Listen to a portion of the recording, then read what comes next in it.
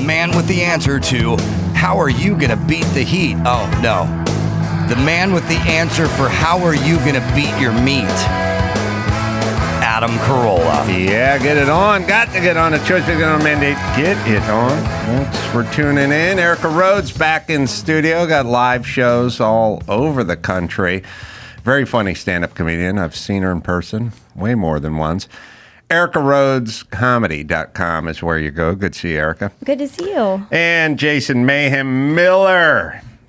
Here for the news. Here for the news and whatever else ails you. Jason, a great story of redemption and the power of sobriety and mixed martial arts. So glad to see you back on the happy side of good, Jason. Thank you very much, sir. Much to get into. We'll start with heading over after the show today to Kevin Costner's big premiere. I don't get a chance to do the star-studded thing very often at all, but this is going to be good. Good dude. Took a shining to me a long time ago for sort of a bizarre reason. Never knew the man, but somehow he discovered me, and and he just took a shining to me for no reason whatsoever. Where was it? Was it a party or? We had an event, and the event was at the Ronald Reagan Museum, and it was an event for the enlisted soldiers or, disabled, whatever. It's a charity event for the military. Right. And I was going to be the MC for the night, and Kevin's band, I think it's New America. I think that's the name of his band. Dallas can look it up. Anyway, his band is going to finish off the night by playing a set at the end of the night. And so I begin the beginning of the night. New West. Modern West. Modern Kevin Costner West. and Modern West. So close. Really close. But I invented two new great cologne names. In the process of trying to figure out Kevin Costner's brand name, I came up with killer aftershave names. New America and New West. They're two good fucking kick-ass cologne names.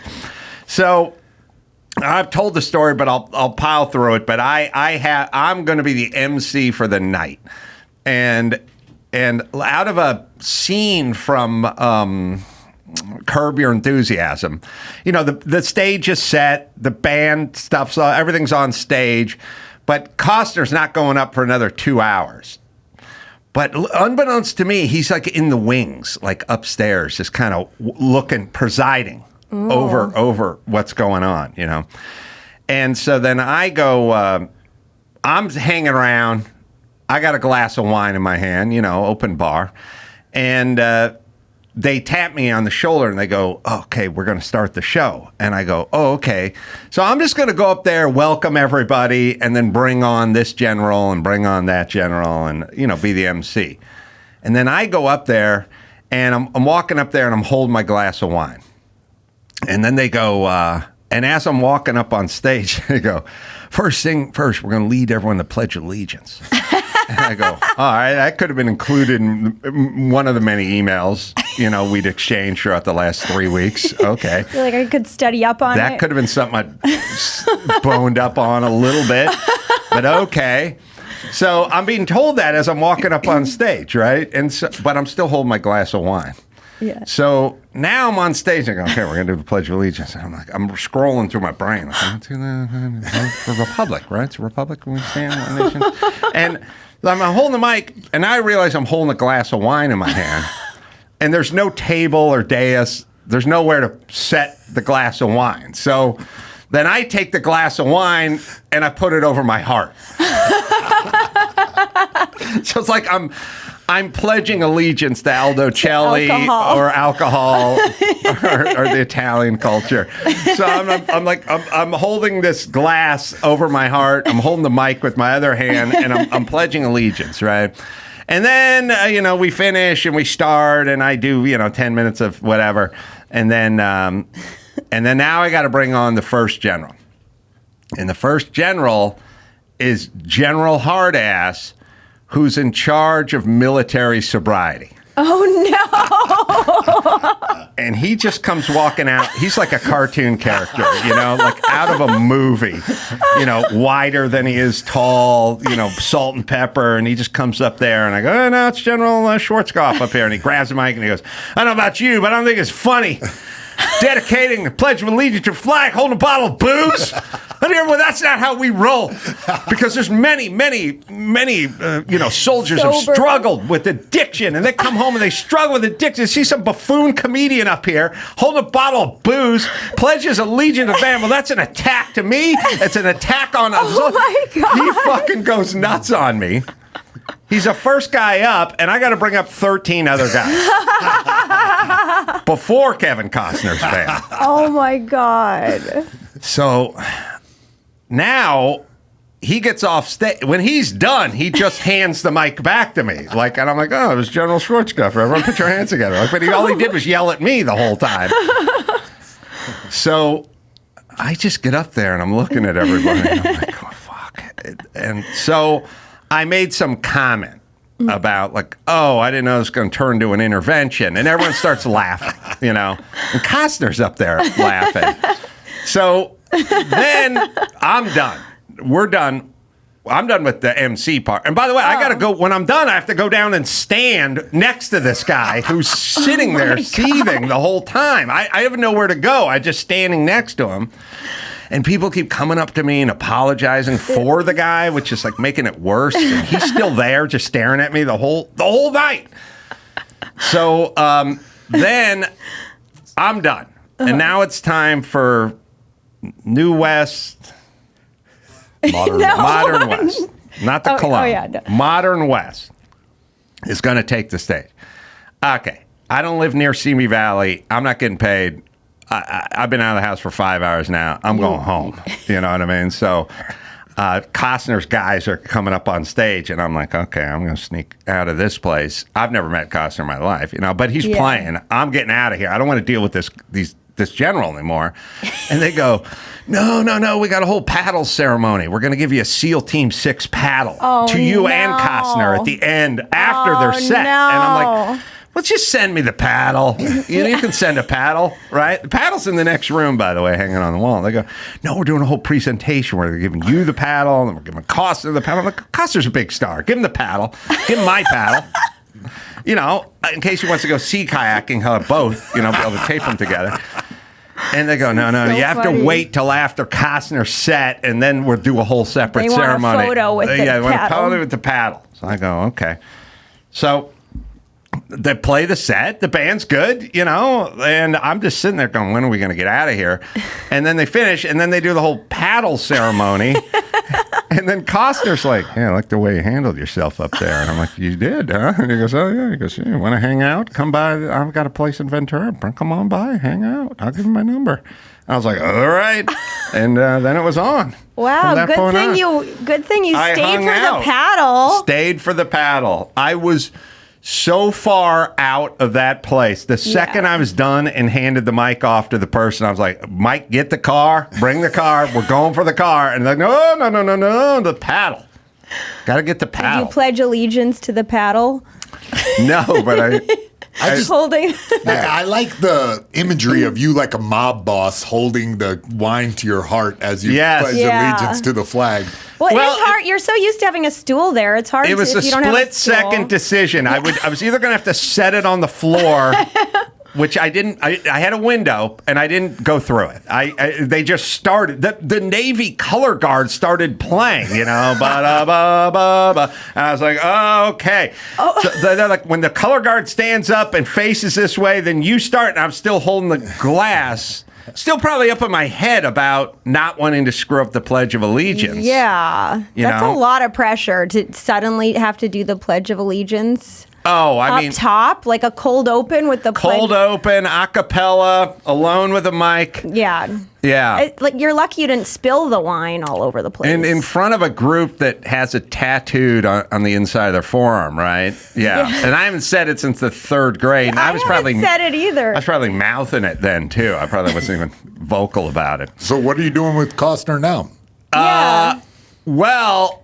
now he's got this movie coming out. So he's like, oh, you got to come down. You got to walk the red carpet. And then there's the after party. Then there's the after party. There's the after party. Wow, you got invited to all of it? Got the after party. What time is that?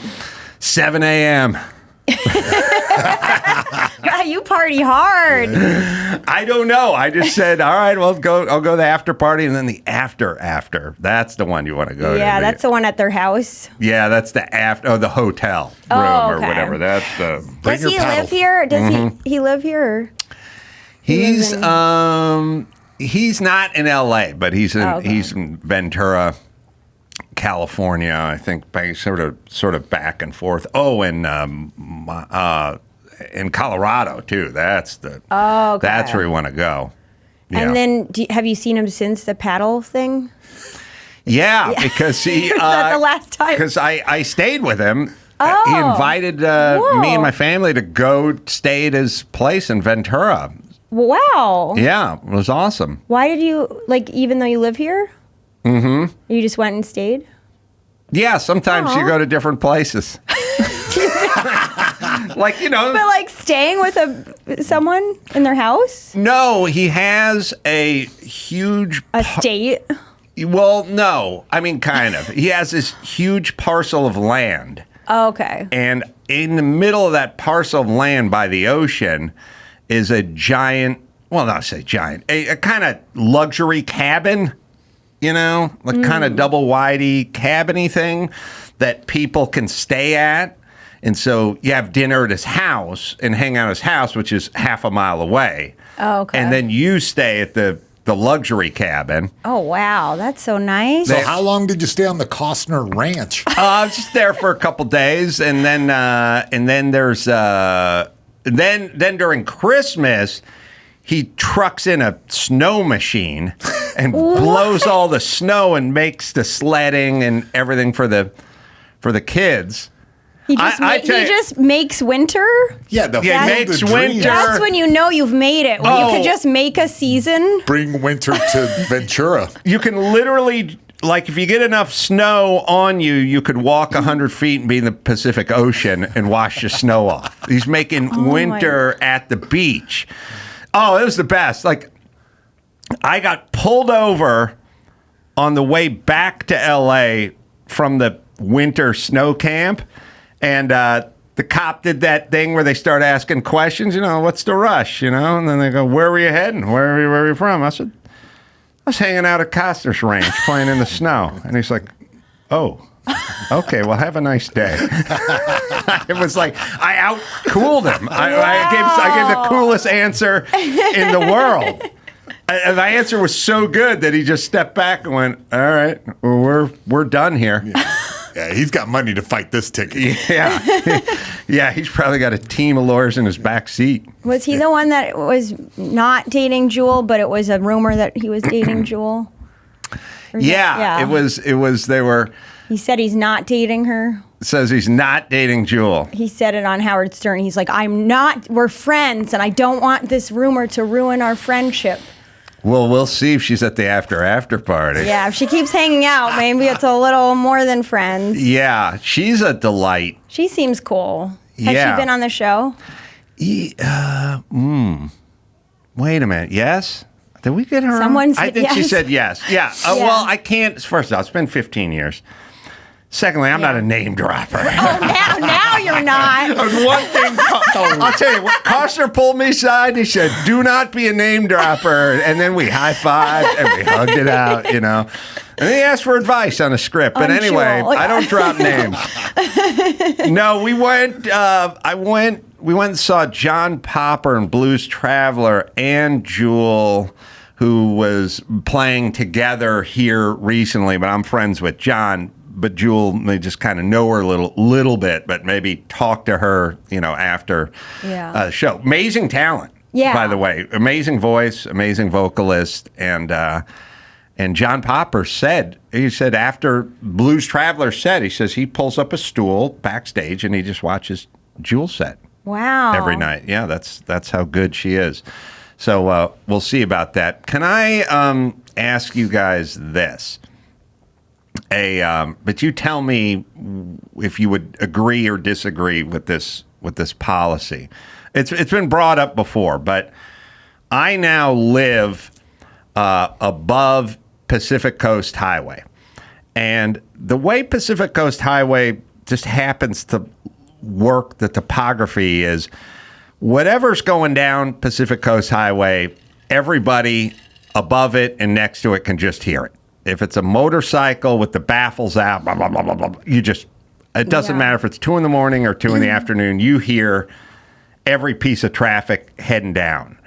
And, during the day, they got Sunday, they got the guys on the hogs and they're making a bunch of noise. And you got the rice rocket guys making a bunch of noise. And it's like they got the mini bike guys and you got the BMW guys are throwing revs, and I get it. It's fine. I like cars and bikes and stuff. But then there's constantly an emergency vehicle heading down PCH because there's constant accidents, deaths. Yeah. It's a horrible stretch of highway. And I actually hit someone on that road once. Caitlyn Jenner? No.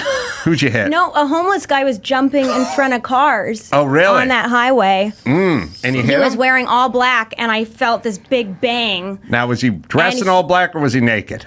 He was in all black, and you couldn't see anything. And it's at night. It's at night. I was going to yoga, and so you were doing the whitest thing in the world. Yeah, I was doing the whitest thing, and I was completely, sober and alert, and I just heard a bang, and it was the most terrifying thing that's ever happened. You're on PCH. On the PCH, because I used to live right near there too, and heading towards Santa Monica. To go to yoga. Huge bang. So immediately I pull over and I'm shaking because I'm terrified that I actually really did something serious. And I pull over, and the nicest kid in one of those, it was like a hotel or like a. What are those resort? They have like the Jonathan Club, the beach clubs. Yeah, it was a beach club. He was the only one still working, and I was shaking, and I kept getting out trying to see if he was okay, but I couldn't. It was so dark, I couldn't see. And so the kid just said, "Get in your car, just sit there. I'm gonna go check." And he goes and checks, and he comes back, and he goes, "Well, the guy's still jumping in front of the cars." Wow. So I think it's okay, but he told me you should call the police, and I called the police, and they said 5 other people had called about this guy. Oh, really? Yeah, and he was fine. So there's my point. Yeah. A lot of emergency vehicles heading down PCH. Yeah, Fire scary. trucks, ambulance, cop cars, whatever. Okay. Now here's what I'm trying to figure out. 3 a.m. Sunday night, 3 a.m.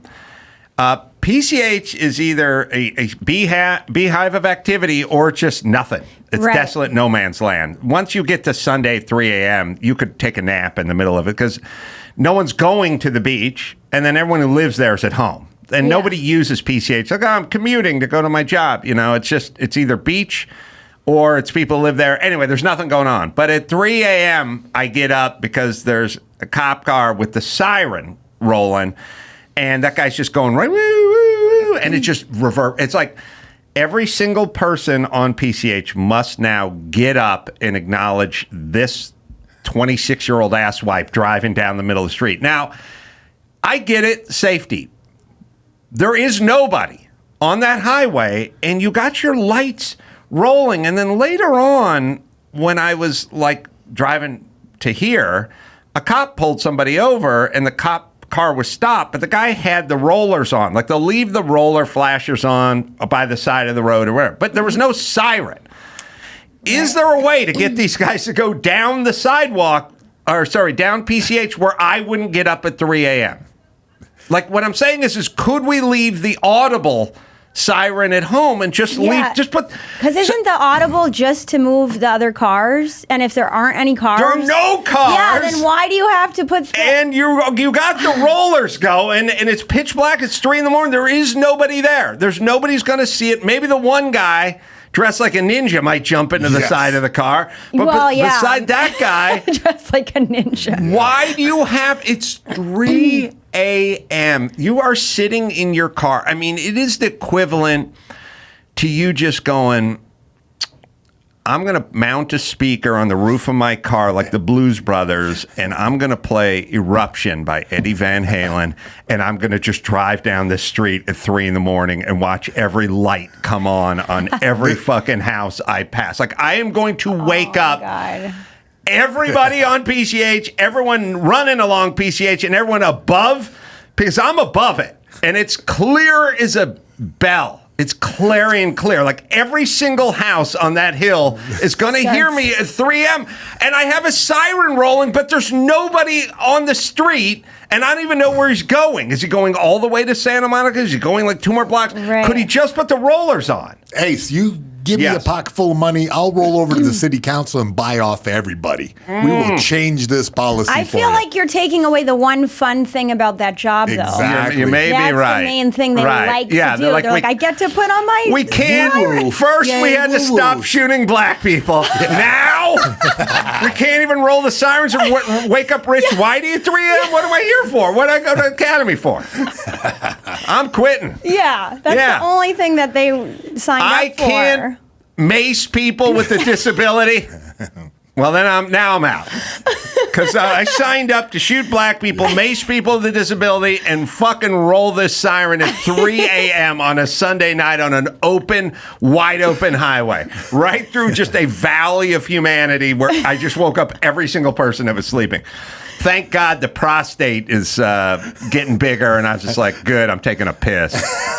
You know what I mean? Like, I was like, fine, I'm going to make lemonade out of this piss. You know what I mean? And this happens every night around the same time? No, it happens whenever, whatever, like all the time. But it doesn't matter if it's 3 a.m. And there's not a soul on the street, or it's noon on a Tuesday and this guy's trying to make his way through traffic. It's just siren is on. What I'm just saying is could we do a policy where you just go, look, these are pretty good tax base here. They need their sleep. They got to go to work. Like, could we just hit the lights, but not the actual siren? Yeah, I think there might be a possibility to do that. If there's like people piled up at the intersection, they're blocking you at 3 a.m. on Sunday night, which would never happen, then you could hit it for a second to like. But if there's just nothing but open highway and you got the lights spinning, just leave it at that. Yeah. Have you ever been there where there's like the gang of bikers that keep going and going and going? And they're so loud, and you just have to wait like 20 minutes until they all go by. Yes. Yeah, because there's always, just when you think they all went by, there's this straggler fat guy who they don't seem to like. There's always like 2 signals behind, and that guy's trying to catch up, you know? But they don't like him, clearly, right? No, they've tried to leave him in the dust, and he's the loudest one. He goes out to ride with the pack, but he's 200 yards behind the pack like the whole time, you know? And why do they have to be so loud? Because they rev their engines on purpose. They're like, "Rrr, rrr." What's that sound like? Spot on. No, it's a weird, you know what's a weird concept with those guys? What? Okay, here's the concept. Jason, you probably rolled with these guys in the dojo or... Loud pipes save lives, this kind of guy?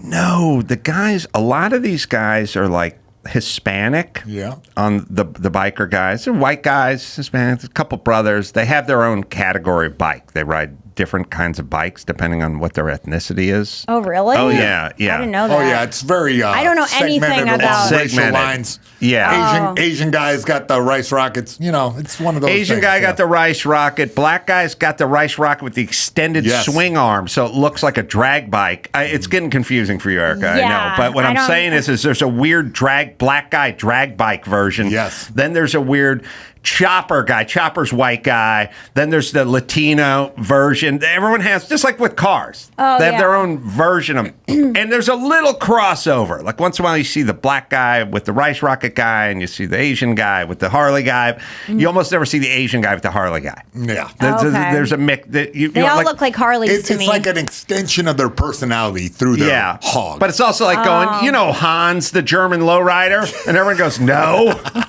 I've never seen Hans, the German lowrider, because Germans love cars, but they don't like going super slow and shitty cars. Right. They want to go fast and good cars, you know? Yes. There's there's a little crossover, but not much crossover. Do you have a bike? No. No. I'm kind of a personality style that would be dead if I had that. So, Okay. But here's the question, Jason Mayhem Miller. yeah. The guys who ride those bikes, oftentimes Latin guys, sometimes white guy biker guys, maybe Asian guys, and who are throwing all the revs and just fucking causing a scene, you know, Doing like the one-wheeler thing? well, right? that's the Rice Rocket Asian guy. Oh, it is? You can't ride a wheelie on a Harley. You could try. can't? You could try. Well, Evil Knievel could, but his was modified, but not a full dress hog. Oh, okay. Because it's very heavy. Too heavy in front. Okay. But the Rice Rocket guy. Okay. But that's not the black guy. The black guy's got the long swing arm, so you can't get the front, but that's for a drag bike. Okay. Jason knows what I'm talking about. But the Rice Rocket, that's a white guy's move or an Asian guy's move. Okay. We're really dragging her into the dude Yeah, content. wow. No, that's not I appreciate Mexican, you it's like- doing that. You're expanding her horizons. I know, this is all foreign to That's me. fine. Be educated. So here's the question for you, and especially Jason. I often think about the Latino guy who's on the hog, who's got the baffles out, just throwing monster revs. You can hear it in your Yeah. feelings when the guy goes by. There's nobody on PCH. Everyone has to turn and look. This guy lives in an apartment building somewhere in East LA. When he pulls out of his apartment in the morning, he's throwing revs. Everyone's waking up, setting off car alarms. Okay, so this guy is the center of the focus of the attraction. But if that same dude is just wearing a T-shirt and shorts at a barbecue or a party, he doesn't say a word. He just sits there and stares down at his Ducati. He's not up on, he's not the belle of the ball. He's not the life. He's not fucking Jeff Ross. He's not roasting people. He's not the life of the party. He's a quiet guy. Latin guys, I work construction, these guys, they just don't talk. They don't go, oh, I got another joke, or I got a thing, or I got a story. Yeah. They're quiet, but then he gets on the bike and he becomes a bullhorn. So sort of which is it? Is it like overcompensation? Because what I'm saying is Erica, you're on stage with a microphone every night, but as soon as you get in your car, you're like, don't anyone look at me. Right. I'm no. gonna quietly And at slip parties, through life. I'm not a joker at parties either. Right. I'm like quiet. Yeah, you don't get invited to Get me parties. on a but if you bike got- and I'm- Yeah, that's where the revs come. I'm kind of a loudmouth at parties and chattery. You know what I mean? That guy. And conversely, in the car, I just want the car to go. And Right. like, I don't have So to show who out. is the guy who's super quiet at work? He's quiet at the party. He's quiet everywhere, and then he gets on that bike and he lets his pipes do his talking, and now everyone's fucking staring I at that think guy. what it is like Progressive did a whole series of ads about it where people with motorcycles, that's their alter ego. They get on the bike and they're some badass. They feel powerful. Yes, they're like some new person, and Yeah. the open road is there. So the wallflower is coming out. That's right. Of the cocoon, They, like no, a they butterfly. get their opportunity. It's like a drag show Yeah. for straight people. Yes. It's like you know what I mean? You know how the drag performance is a gay dude Yeah. who just suddenly puts on this like Or it's like new a persona. prop There you go. comic. Yeah. Prop comic. Every biker is Comic the who carrot needs top of something the road. that's not just themselves. They need something outside of themselves to Yes. feel cool. An expression, you know? Yeah. It's artistic expression. Right. So we get it out of our system on stage or at the parties or rolling in the Yeah. dojo, and they get out of their system in front of my fucking condo in Malibu. I'm All just right? like thinking of my situation. I live in the hood in Pacoima, so I get all of that. Uh-oh. And on top of that, it's like not just, it's the city, the ghetto that I live in. So I get the rolling sirens and I get the helicopter flying around. Geez. But I also get like chickens at 3:30 in the morning. Yeah, roosters. So and- it's like, yeah. I got all of that, you know? You're in Pacoima, huh? I am, but So Pacoima. I don't even know where that is. I well, know. it's No one probably a does. good thing. yeah. Pacoima is yeah. No, in it means Mexico? it's a certain innocence. Like if I said to my kids when they were 9, "Do you guys know about Guantanamo Bay?" They go, "No, Papa, I don't." I go, "Good. You're right. You know what? Good. You're right. Good for you. Good for you." And you shouldn't know about Pacoima either and what's going on I'm over there. moving out, so I'm soaking it in. Like I'm really like observing. Like Pacoima, for those who do not know, and I know, There is not a direct difference between Tijuana and Pacoima. Yeah, not the much. same. There's That's a lot what I of okay. pictured Here's for what you some get. reason. You get a lot of dirt lawns, a lot of dirt. You don't see a lot of sod. Yeah.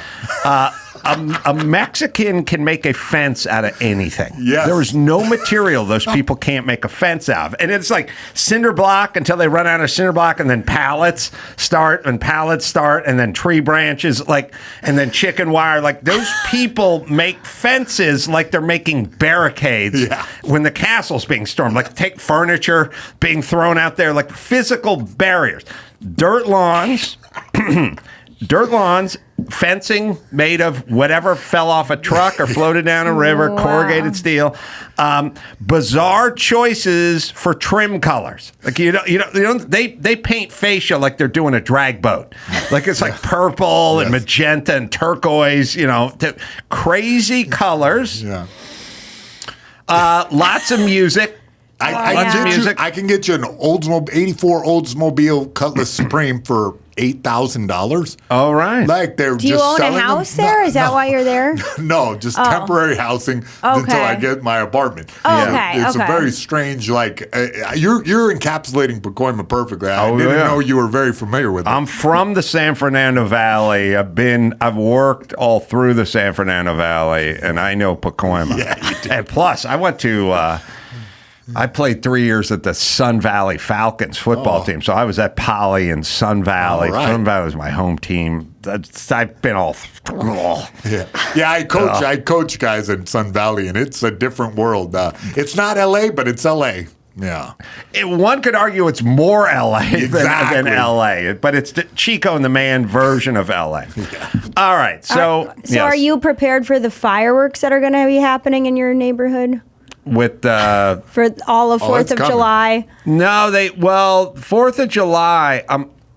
Speaking of that, fireworks, that's in Pacoima. Yes, all day. But also by Pacific Palisades, If there used to be back in the day a rich guy in the colonies or somewhere in Malibu would hire a fireworks barge, and they would drag the barge out from Long Beach, and it was like the greatest thing ever because I would go to these people's houses they would rent a house on the beach right in the middle of Malibu, right, and you'd see the barge 15 miles away getting dragged super slowly toward you, and then it'd come at night, would fall, and they'd park the barge in the ocean a couple hundred feet from the sand and do a whole fireworks display, but some Malibu dude paid $10,000 to put it on. And they haven't had it the last few years. It was one of those COVID things. But now people put it off all over the place. Well, the all over the place, if you want to see fireworks in Los Angeles, just drive home from LAX and go down the 110. And when you get through the real shitty part where the 110 hits the 10 or the whatever, or not the 10, the 110 hits the 105 or whatever that super bad stretch, look to your right, and then you'll see everyone with their homemade fireworks show. Right. But and Pacoima, too. But that doesn't Pacoima. bother you as much as because that bothers me. I can't stand the fireworks. Why not? It's way louder than an ambulance. Well, the ambulance is at 3 a.m. Oh, but the fireworks go off. People are putting off fireworks all night long now. I will. It didn't used to be like I would that. argue that's good for the 3rd, the 4th, and the 5th, but then it ends. The ambulance is never ending. Okay. That's the problem. I can see that. All right, we have. I was watching. I don't know which I want to show first here, Joe, but I think President Camacho is the. I can't see you, Joe. Let's see if I can see you over there. Yeah. So what? Idiocracy is the movie. Idiocracy is 15 years old now. We're gonna have to figure this out. That Mike Judge Maybe 20 movie. Is it 20? It's coming up. It's coming up on 20. Maybe it's between 15 and 20 years old. But Idiocracy was pretty out there. And it didn't get any traction in 2006. Yeah, so there you go. 18 coming up. And did everyone see the movie Idiocracy? I think a long time ago, but I don't remember it now. Well, it was a movie about how fucking stupid everyone's going to be in the future. Right. And how much of our society is going to decay because of all the dumb nuts and how they had this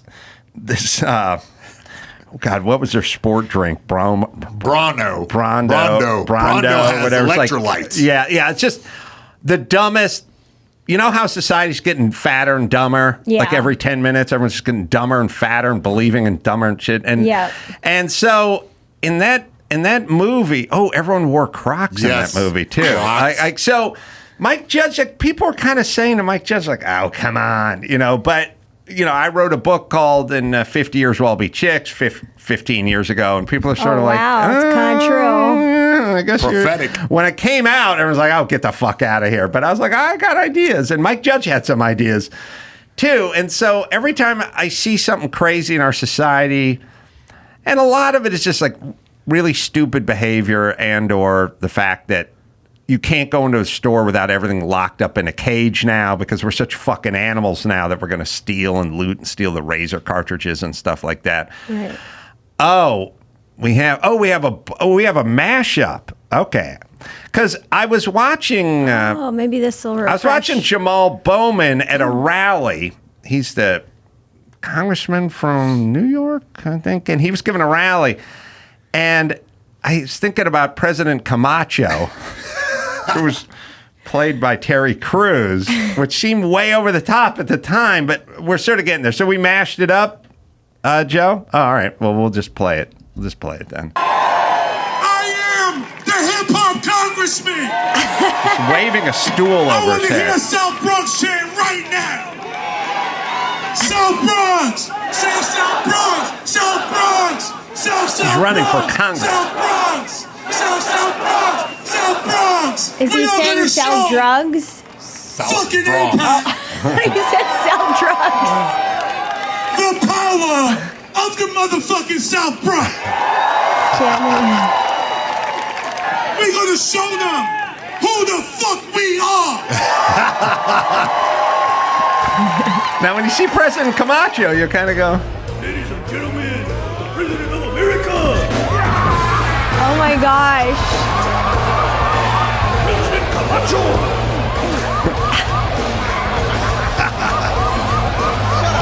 Shut up. Listen. Let me get the guns out again one flexing. more time. Put the guns out. The guns out. He's wearing a T-shirt, by the way, not a three-piece suit. I love that. I know shit's bad right now, with all that starving bullshit. And the dust storms, and we running out of French fries and burrito coverings. Burrito covering. That's what you said last time, dipshit. I got a solution. You're a dick. South Carolina, what's up? South Carolina.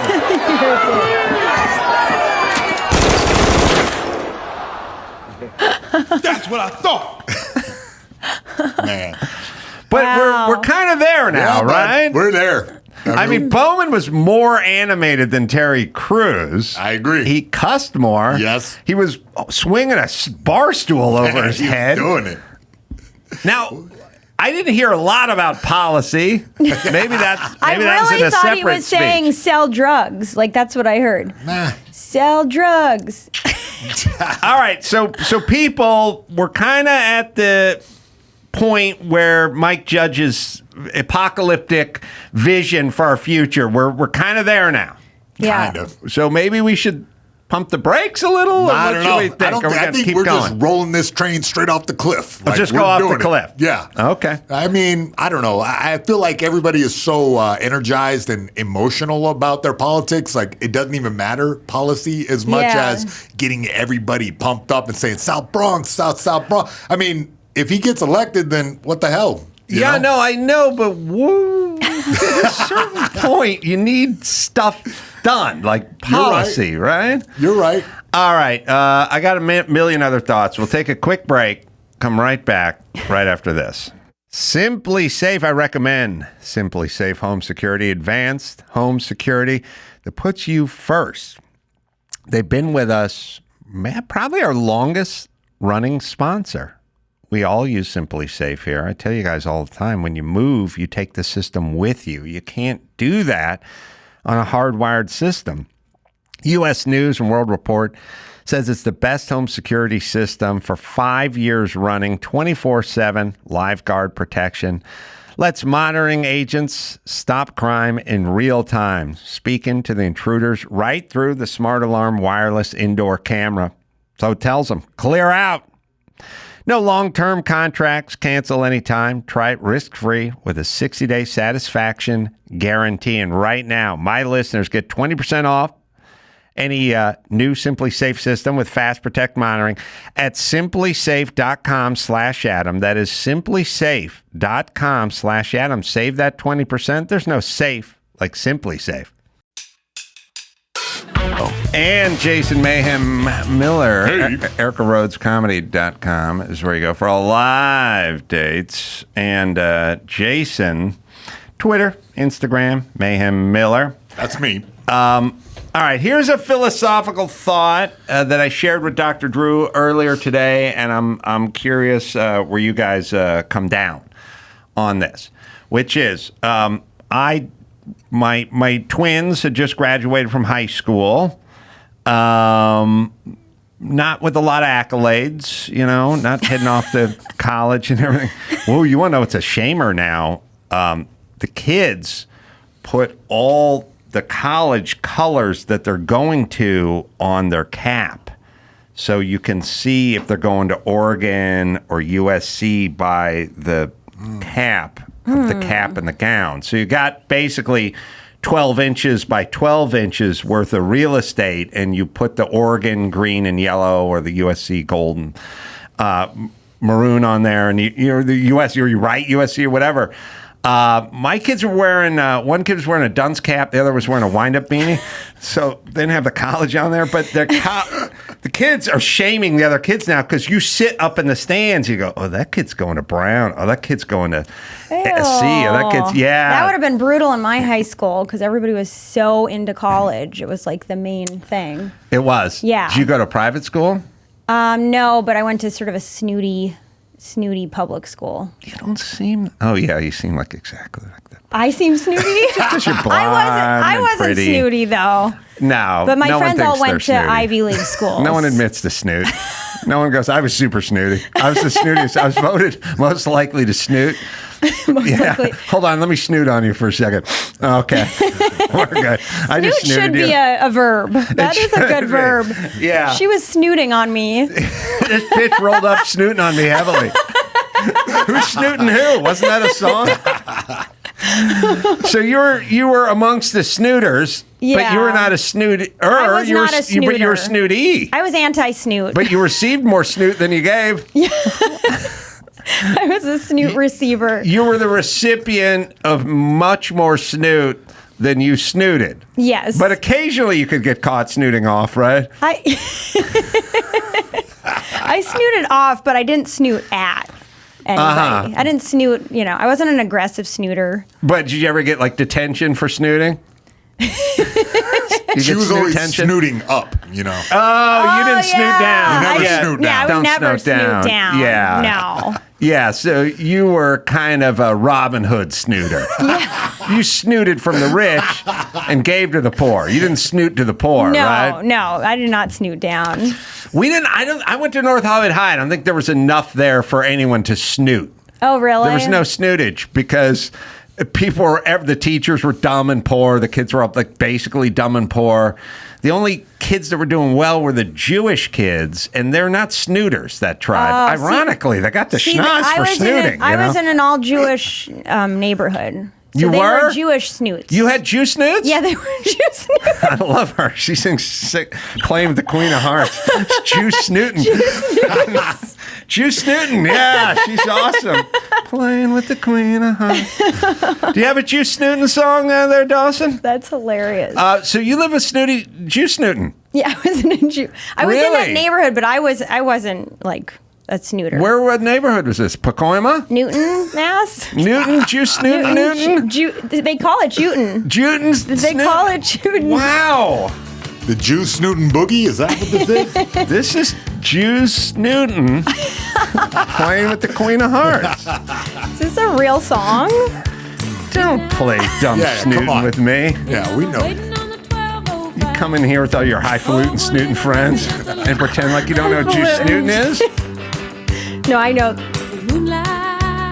Come on. Juice Newton. Juice Newton. Oh, I get it. Totally. I didn't get it at I didn't all. get What it. the fuck am I Thanks here a for? lot. I didn't get Why it am I either. spinning gold with you people? That went totally over I'm my spinning head. gold, and you guys are staring at your feet. I pulled out a Juice Newton reference and came right back with playing of the Queen of Hearts. That was really good. Oh, man. Juice Newton. All right. Now we got it. All right. That took us He had both. to explain the pun to us, Yeah. through multimedia. We appreciate that there, Boo. I'm a Imagine visual me on a learner. construction site. Yeah, The guy I couldn't know. even speak fucking English. So I have to explain every joke in Spanish. Senor Newton, you know? Just wasting puns on Mexicans. You don't have a word for snoot in Spanish? This is why you know I'm not a snootin'. So you're living amongst Jews, Yeah. and you're saying they're highfalutin snootin'. And I'm only half snoot. I'm only half Juice Newton. All right, so you're half a Jew. Half Jew, yeah. And you go to a public school, but it's a highfalutin snootin' public school. Yeah. And so there's a lot of snooting going on, and people going off to college and bragging about being accepted. I mean, it's all they to Ivy talked League. about for like 3 years. Like, I thought it was all that And mattered. where did you go to college? I went to BU for a year and then I dropped out. All right, but at least you got to explain to people you're leaving for Boston University, right? Kind of. I barely got. I don't even know if I knew I had. Well, you been got there. You went accepted. there. Yeah, I went for a year, but it was because of the music. I did cello. Oh, that's yeah. right. So it's the only way I got in. I would not get in otherwise. The snootinest of the instruments is the cello. It probably is. It's not an accordion. No, It's not. not the flute. It's not the juice harp or the juice snootin' harp. The doing doing doing. It's not the spoons. No. It's not the washboard. Not the guitar. Certainly not the giant Mexican guitar.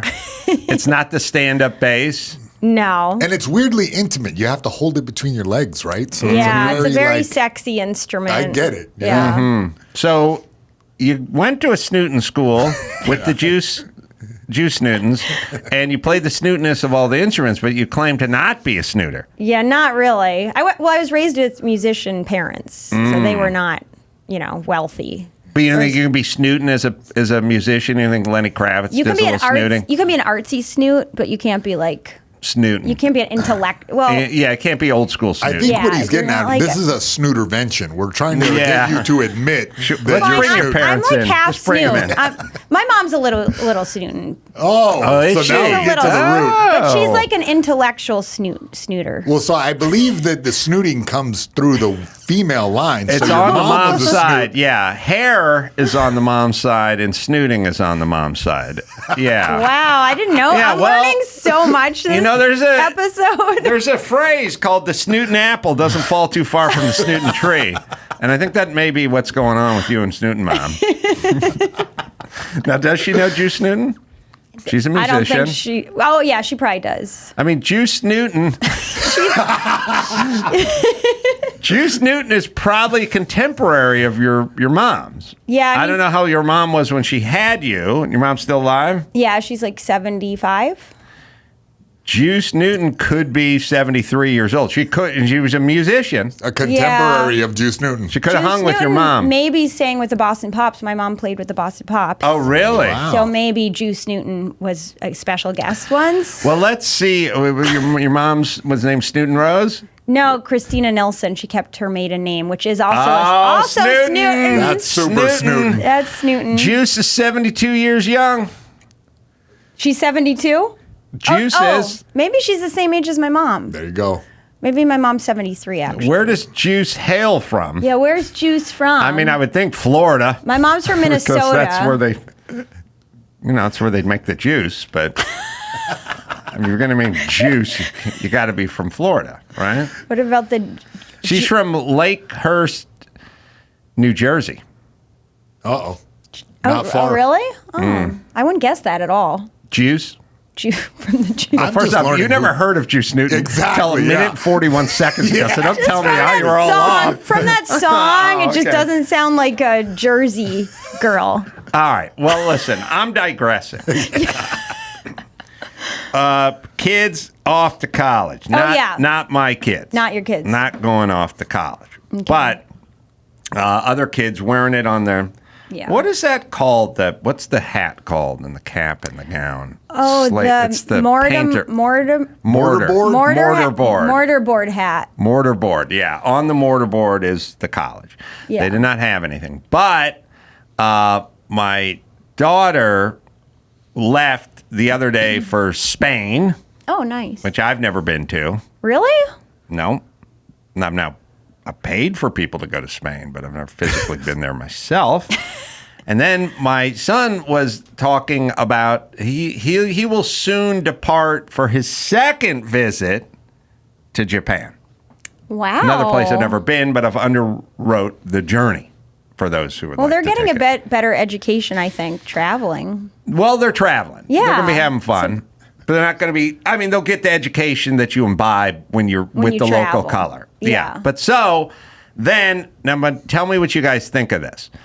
I was lamenting the fact that I just pay for people to see the world, but I don't actually go anywhere myself that often. Yeah.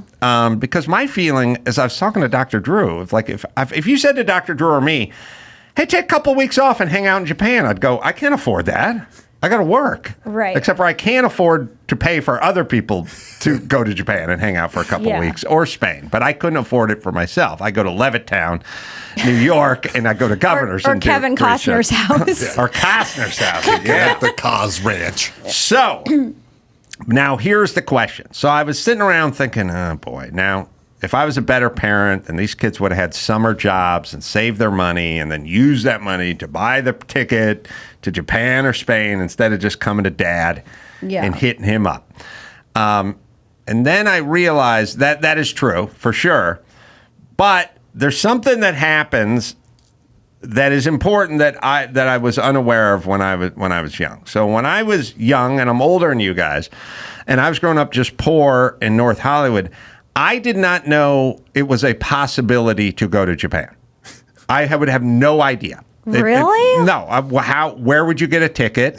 Who would pay for the ticket? How would you get a ticket? Would you have to get a ride to the airport to buy a ticket? How would one buy a ticket? Like when I was 18, when I was my son's age, I left North Hollywood High. I went to the garage of my dad's house. I sat there with no air conditioning, laid on a futon, and waited to die. There was no money. There was no credit card. Gosh. There's no snooting going on. I guess I'm snooting because I went to Japan when I was 14. I knew it. She already saw it. I knew admit it. The root of the snoot right there. If I would have said to my dad or my mom or anyone in my family, I would like to go to Japan, they wouldn't have said no or even argued with me. They would have looked at me and just went, I don't know what you're talking about. Like Really? I don't even know. Be like it'd be like a cowboy in 1861, just with his bed pack, laying out in the chaparral with a fire at night, and just looking up at the moon and just going, Aw. one day we'll go to the moon, and you go, how's my horse going to the moon? Like, all I got's a horse and a blanket. Yeah, well, the moon. Like, it was that far out of reach. I didn't know anyone who'd gone there. I didn't know people had credit cards. It was like off the table, not even discussed. And then I realized that mentality carried into every endeavor in life. Like, if you would have asked me when I was 19, what would your dream be? I'd be like, to be in radio. I would love to be in radio. Then someone would go, well, how's that going to work? I'd go, well, it's not going to work. It doesn't exist. I don't know anyone. I don't know where a radio station is. I've never met anyone in radio. I can't find the building. Who's going to let me in? What am I going to do? Talk? But isn't that what books are for when you're a kid? You're supposed to read about things that you don't know about, and then dream about doing it. But I was watching like Star Wars and Jaws, so it was either Yeah, no, I oddly identify with what you're talking about. All poor people identify all the non-snooters. Yes. The low. If you've never seen anyone in your neighborhood make it out, like I was like part of like my high school experience was, I'm going to the war machine. Like now I'm going to go fight in the army, and that's my whole life until I found fighting and saw people that kind of gave me like a path. Oh, you can make money doing what I'm already doing in the neighborhood all the time. Yeah. So for Yeah. me, and for you in this snooting high school, you could see that people are going to college. For me, college was like, yeah, sure. Yeah. If I get a wrestling scholarship, I'll go to college. But, it wasn't a clear defined path. So I'm identifying with what you're saying. Yeah. Low for snooting. Yeah. Not high for looting like you. We're low for snooting. High for snooting? Yeah, what I realized is it was almost confusing.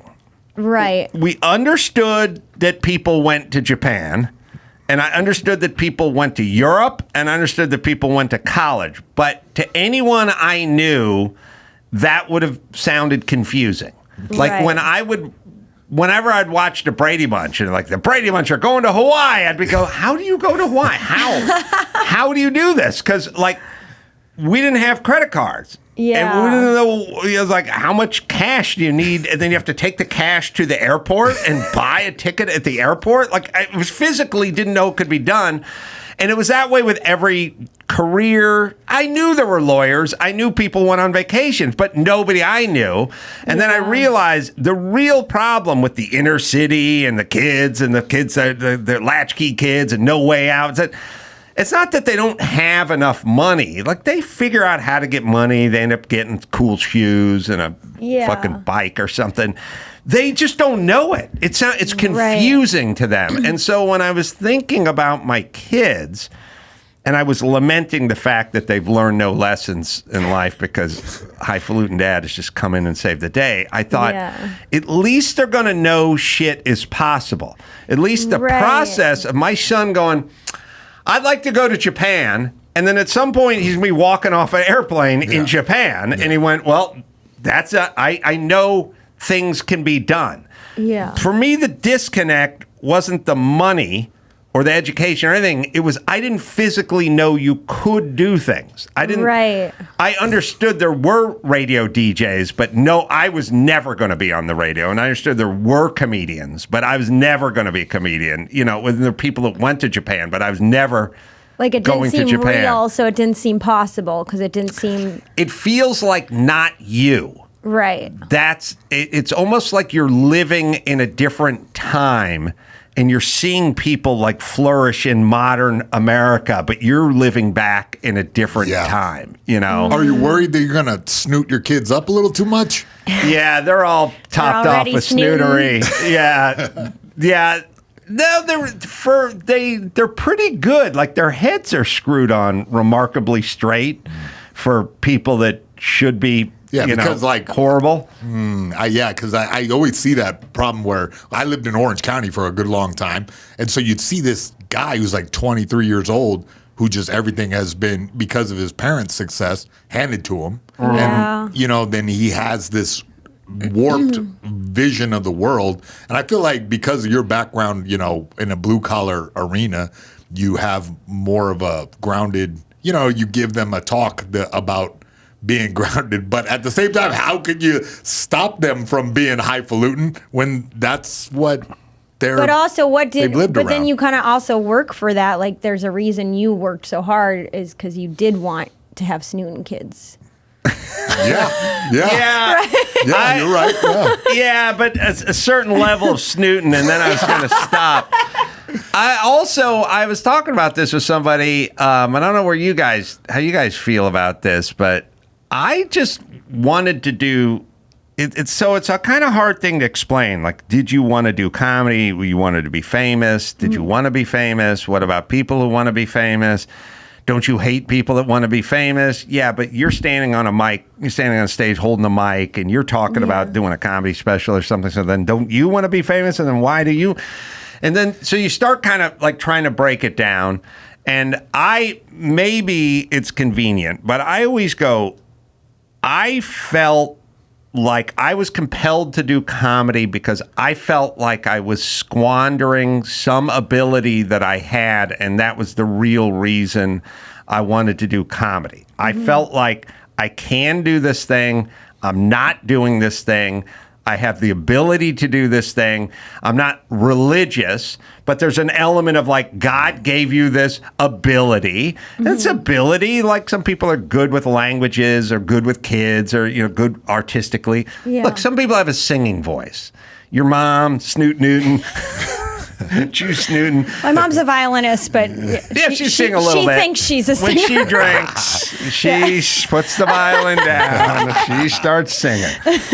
All right. There's a gift, and I believe that I had a gift of comedy. Yes. Like, I was like, I have natural ability to do comedy. Okay. Yeah. I'm not jacking myself off. I did. But I was going nowhere. I was doing nothing, and I was swinging a hammer. So for me, I was like, I must see what I can get out of this thing and not squander it the same way as if I got a gift to play an instrument or to sing or to play sports. You know what I mean? Yeah. And how old were you when you felt you had the gift?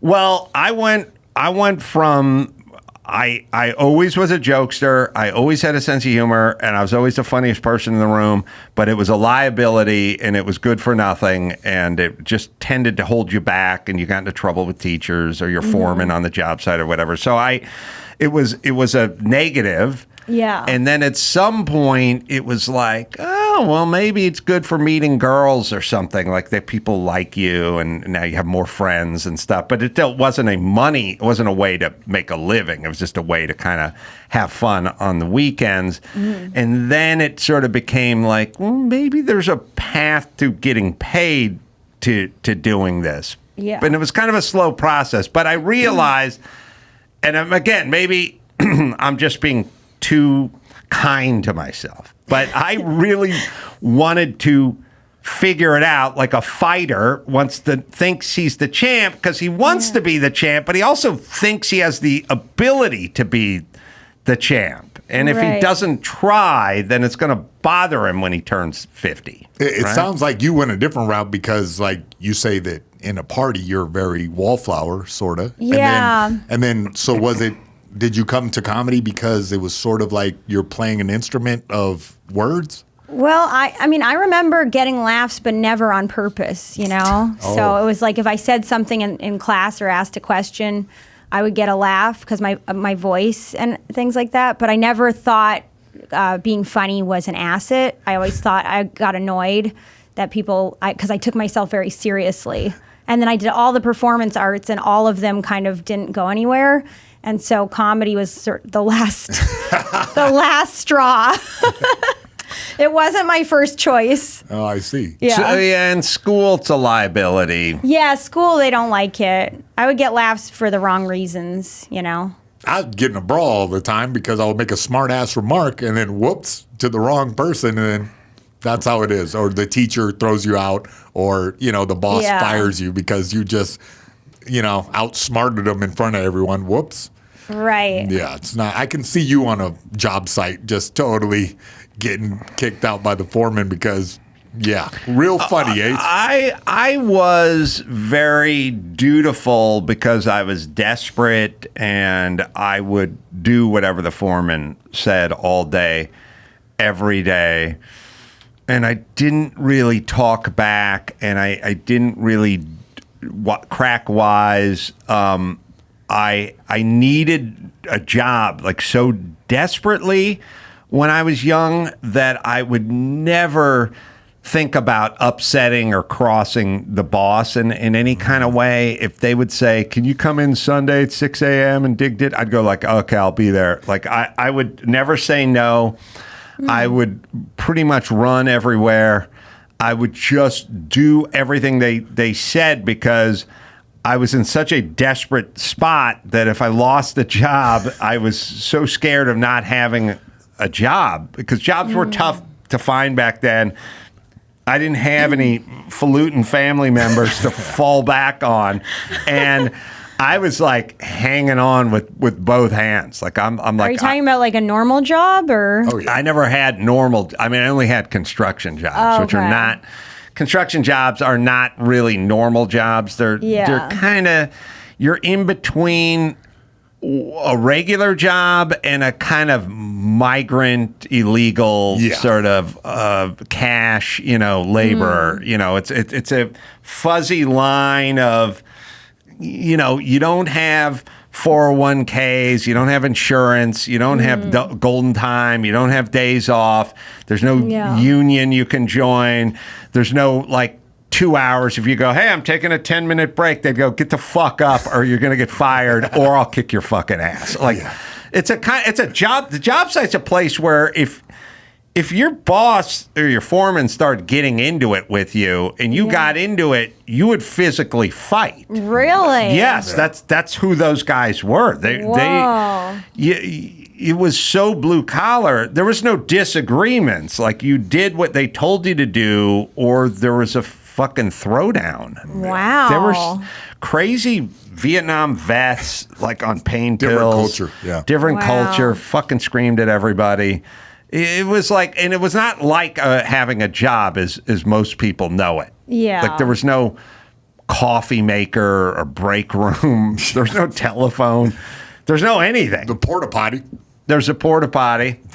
And so you probably don't want to be funny in construction.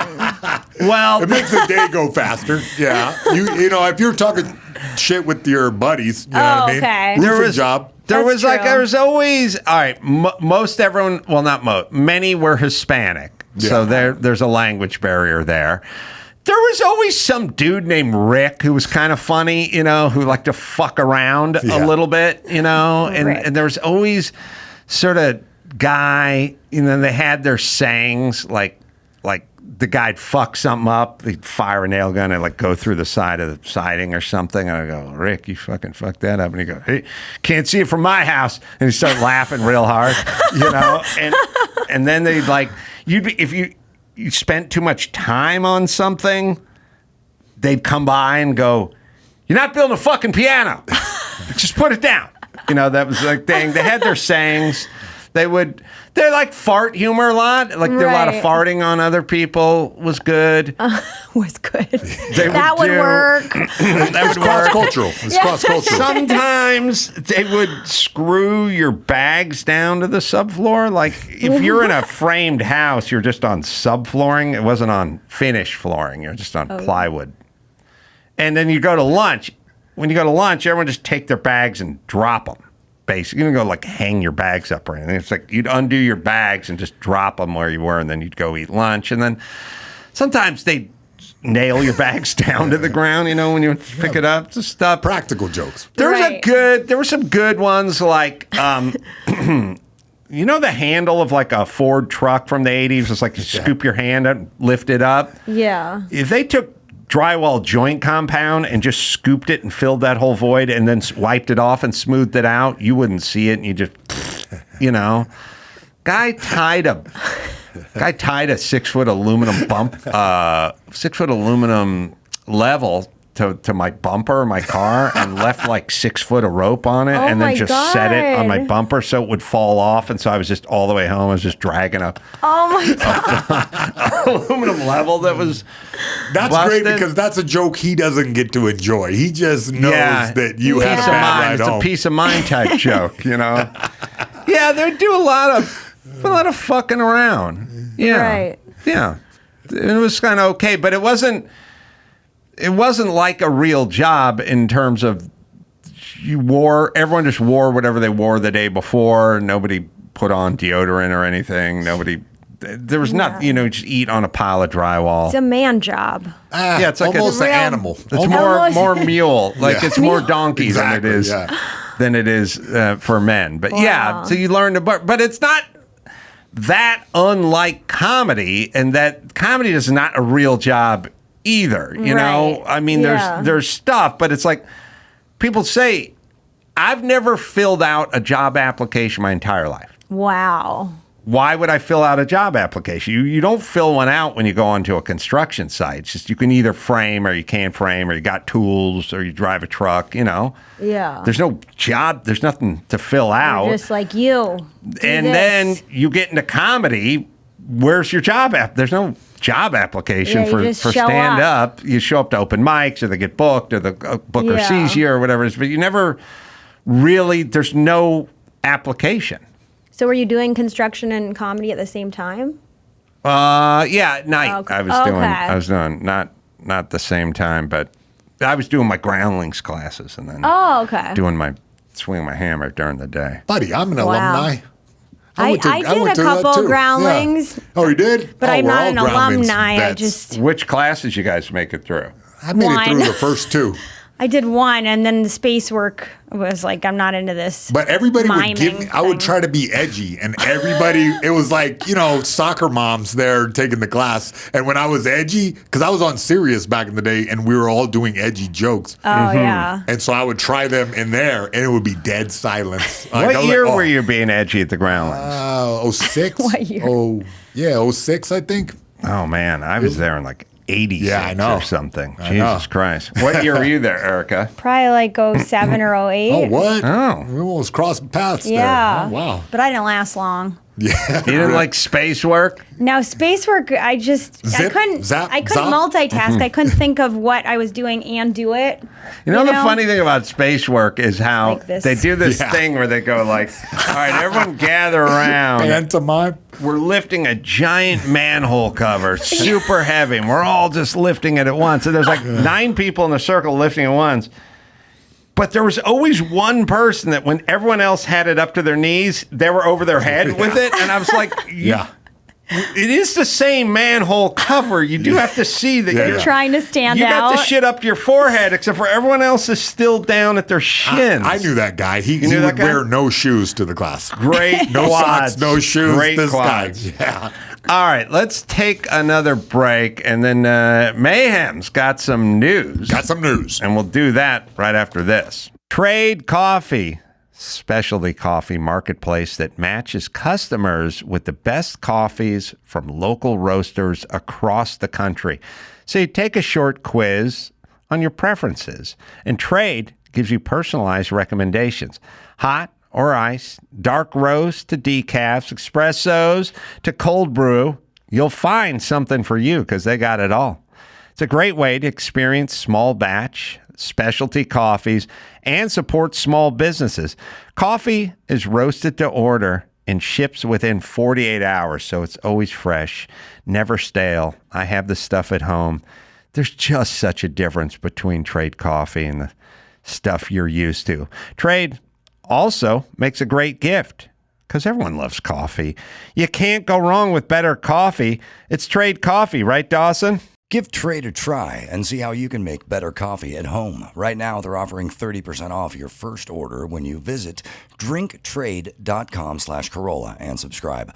That's drinktrade.com/Carolla for 30% off your subscription order. drinktrade.com/Carolla. O'Reilly Auto Parts. Well, in the business of keeping your car on the road. That's what they do. Friendly, helpful service and parts and all the knowledge you need. I love these guys. I've always, even before they became a sponsor, a million years. I mean, back when I was renting a house up in La Crescenta, I'd always go to O'Reilly up there on Foothill Boulevard. Still there. Just passed there the other day. Always get my stuff from O'Reilly. Thousands of parts and accessories in stock, either in-store or online. Check engine light. Is that on? Well, don't ignore it. O'Reilly VersaScan is a free diagnostic service that provides a detailed, easy-to-read report. Need wipers replaced or a brake light fix? They can help you find the right part or point you in the nearest repair shop so you can get it done that way. And they'll also test your battery for free in or out of the car. Talk to the professional parts people at O'Reilly Auto Parts today or visit O'ReillyAuto.com/Adam. That's O'ReillyAuto.com/Adam. It's time to check Adam's voicemail. Hey, what's up, Ace Man? Another thing you have to do before you die is have a hooker tell you no payment is necessary. It was my pleasure. This one's on the house. Get it on. You can leave us a message at 888-634-1744. All right, Erica Rhodes in studio. Erica Rhodes Comedy.com is where you go. And then Jason Mayhem Miller. Yo. He's going to be doing the news. Mayhem Miller is where you go. Twitter, Instagram as well. All right, what do you got for the news? Well, This one was hand-selected, I believe, for me. Donald Trump proposes migrant versus American cage fighting match. Donald Trump has proposed that migrants should take on Americans in a cage fighting tournament. Well, he already took all those kids and put them in cages, right? He could just keep. Remember when AOC went down there to cry? Oh, yeah. She doesn't seem as concerned. The two people that cared the most about kids in cages were J-Lo, as I learned from her halftime preparation. Oh, really? Oh, yeah. Her whole thing was about, I saw a whole doc about it. She was all into the kids in cages. And then AOC was into the kids in cages. But that was like 5 years ago. And now we got more kids in cages, and those bitches don't give a shit. So it makes me wonder. But maybe it's the kind of thing you like Pacoima. Like you just lose, like your kid gets older, and they used to be into kids in the cages, but now they're into going to Japan. Now they're grown up. Yeah. They're on construction sites. That's right. With the same Mexicans. The former president floated the idea in a speech to Christian conservatives and again at a rally in Philadelphia on Saturday night. Trump recalled a conversation he had with his friend Dana White. Well, wait a minute. Yeah. So they used to have a lot of wrestling matches where the loser leaves town. Oh. You know? Yeah. You don't remember that, but it was like a lot of like loser leaves town. Yep. But they're how always in long? shitty towns. So it's like, you know, wanna leave? let's just say you and I wrestled in Pacoima. Yeah. And then I would the throw loser, that match. I would fucking lay down and let you pin me. No way. I would be on the floor before you, bud. That's the whole point. What if you wanted to leave town? But the loser should have to leave the country. Yeah. Is That's that what I we're thought getting he to? was. That's what I thought he was saying. Yeah. Oh, we have the video. Sorry, Ray. I made a funny video of J-Lo. J-Lo talking about how The kids. concerned. Is this like 5 years ago? She's doing the halftime show, and she was very concerned about the kids in cages. The cages. The image of the cages for me, like I couldn't believe what I was watching. There's just certain things as a human being you don't do. What is my message? It's her shaking her caboose. That's her message. This is a dark subject matter, but if we can get the message across in a beautiful way, where it's soft and it can be received, 4 years then ago. maybe more people get the message. She's just shaking Oh her my ass. God. I'm trying to give you something with substance, not just us out there shaking our fucking asses and fucking belly dancing. I want something real. That's all they did was shake This is their about ass. human rights. Yeah. This is about human rights. I'm facing the biggest crossroads of my life. But to take out the cages and sacrifice what I believe in No. would be like never being there at all. This is why Ben split. Yeah. I thought it was her movie. No, it's this. It's She's worried about kids in cages and shaking her coolie. Yeah. Those are two things. And that's the way you get the message across. You shake your ass. Didn't you always think about kids, migrant the kids whole in time. cages? The There whole were- time, right? There were kids with hula hoops. So Those that were was the sort part of of a the metaphor, cage, yeah. you know, for freeing the children, Metaphorical cage. letting them hula hoop. Yeah, so they're in cages, and now they're going to have a cage fight. I can't see. Here's what I could see. Here's what I would want to see. Yeah. I don't want trained migrant guys going against trained American guys in the octagon. I want the guys, the migrant guys who get caught raping and killing people, the ones that show up on Fox I News, see. to just go into the cage with Brock Lesnar and he just fucking goes nuts on them and we can all stand and cheer. And by the way, they don't have to, but if they choose that route, no jail time. You're right. They may not leave the cage alive. Well, I mean, what if they last the whole time? Maybe you can hand out a green card for this if you survive. If you survive, I will make you a citizen and I will get you a job Swear on a you in, have a construction Bible site. cage side, That's and just right. swear you right in. I've been Yeah. watching a lot of Game of Thrones, which I know I'm late on, but it's like trial by combat. There you go. Everything they resolve with sword fighting. Yep, UFC senior, they say. All right, so that's good. Yeah, Got that to look forward to. Trump, Dana White said Trump's remarks were a joke. He said, Dana, I have an idea. Why don't you set up a migrant league of fighters and have your regular league of fighters and then have the champion of your league. These are the greatest fighters in the world. fight the champion of the migrants. I think the migrant guy might win. That's how tough they are. He didn't like that idea too much. Dana White says that was a joke.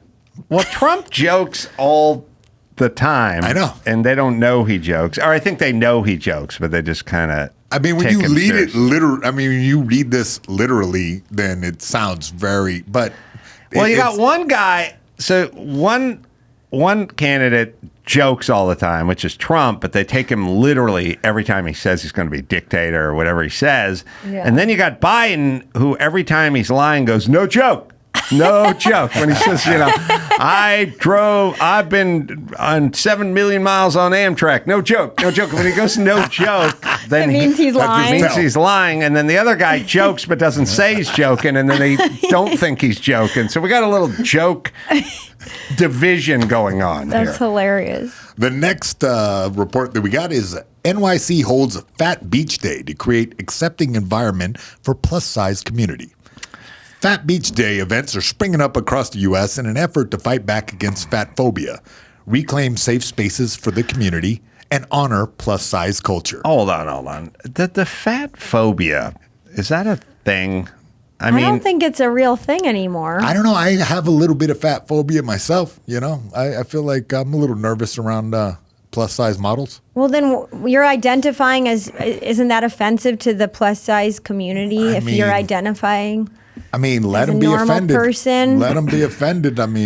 Well, okay. There are definitely way more fat people than there ever was, right? Yeah. So, like, when people talk about, like, it's like fat phobia or homophobic. How can you be homophobic? What does phobic mean? Well, you're scared of fat people? It's a fear. You're fearful of gay people or gay people or fat gay people who are the best.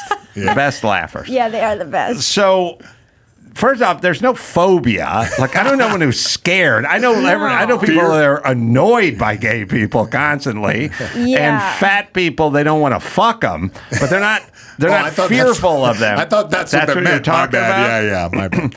Also, the last I checked, fat people aren't scared to take their shirt off at the beach. No, they're all being fat all the time. Can I tell you, I had the misfortune of staying at Harrah's in Vegas. Oh, it's going to be a lot of fat people there. Harrah's is way down the totem pole over there. Yeah. And I was staying at Harrah's.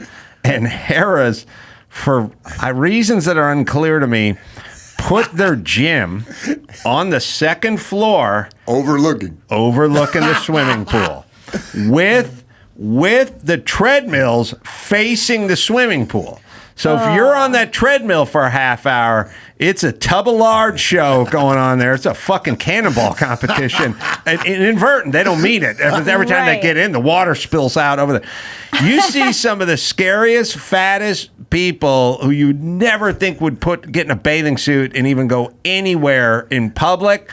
You sit on that treadmill for 30 minutes, you will see 50 fat people just blobbing around that swimming pool, drinking, pina coladas and God knows what.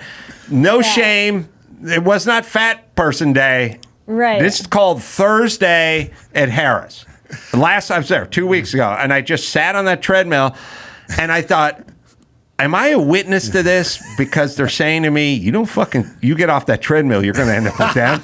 I think so, yeah. Motivation. Is it a motivation? Is it like a scared straight kind of thing? I think they're trying to do the opposite. They're trying to be like, oh, look at all these people who you want to look hot for. But then it's doing the opposite. Look at these sexy beasts that you want to get buff for. Look at all these hot bikini models, but that's not what's happening. I don't think we need a fat person day at the beach is all I'm saying. You're getting one, bud. The event organized by Jordan Underwood sought to create an environment where people could feel comfortable and accepted regardless of their size. We're going through something culturally that is impacting us every day on an individual level and a systemic level, Underwood explained to The Guardian. We're really trying to open up a space. What date is this? When is this? It's coming up, bud. Mark your calendar. It's every day for Chris Christie, right? Yeah. He's fucking taking over the beach. Remember he shut down the beach during COVID and then him and his family finally a place we can eat ice cream judgment free. Fat ass. Yeah, so similar events are being held across the United States to provide safe spaces for the plus-size community to come together and celebrate their So are bodies. skinny people not allowed on those days? I guess not. A Fat Friends pool party is scheduled in Chicago in July, and a Bellies Out Beach Day will soon take place in Los Angeles in a few weeks. A few weeks, bud, so mark your calendar. All right. Being fat is... Okay. Okay, Careful. can we just all right? Let's figure this out. Smoking is bad for you, and we've waged a war on smoking. And if you don't believe me, then watch the movie St. Elmo's Fire, as I did the other night. St. Elmo's Fire, you have no goddamn idea how much smoking there is. There's an opening scene in St. Elmo's Fire where someone goes to the hospital and they're all smoking in the hospital. Oh my and no God. one is saying anything to them. They all walk in, they're smoking in the hospital. They're smoking at St. Elmo's. They're smoking in their apartments. They're smoking in cars. They are literally everywhere they go, there's a cigarette hanging out of everyone's mouth. First off, they all smoke. Everyone in the cast smoke except for Judd Nelson. He's the only one who... Oh, Ali Sheedy and Judd Nelson don't smoke. The rest of the cast smokes. Are they alive now or no? I think they're just like powdered cigarettes from the movie. It's fake. You can find it, Joe, in the hospital. They're in there. Just Rob Lowe, who got into a car accident trying to light a cigarette, probably, is in there, and they're visiting their friend, and Rob gets a DUI and whatever it is, but they're just lighting up, so they just smoked everywhere. Right. Okay. But we determined that cigarette smoking was bad for you, so we launched a campaign against cigarette smoking, and now A-list celebrities, if they want to smoke, and there's a lot of like closeted A-list, there's closeted smokers. Yeah. You see you'll see pictures of them on TMZ. They go outside the club and they crouch behind a dumpster in the alley with the fucking rats and the cockroaches, and they try to cop a couple of puffs, crouch down next to a dumpster in an alley. It's not glamorous. Not glamorous. They used to light a cigarette and hand it to everyone in the club. No, you got to hide. You want to smoke now, you got to hide. And smoke. All right, so we sufficiently shamed smokers to the point where they're not even going to do it. But the worst thing you can do is be fat for your health. It's the worst thing you could have been. During COVID, the worst thing you could have been is fat. Yeah. Can we discuss it, or are we just going to open up a fat beach and a fat day and a fat pool day, and then they're just going to get fatter, and then they're going to get diabetes, and their joints are going to give out, and we're going to have to fucking pay for all these undisciplined fat asses? Why don't we wage a war against it for those people? Not for me, for them. You got my vote. Thank you. I mean, I feel like society is pulling two ways, where you got the Instagram buff people, super buff, and then you got the other side that's going, stay fat and, be proud of it. Listen, here's the whole deal. You cannot convince people to love themselves.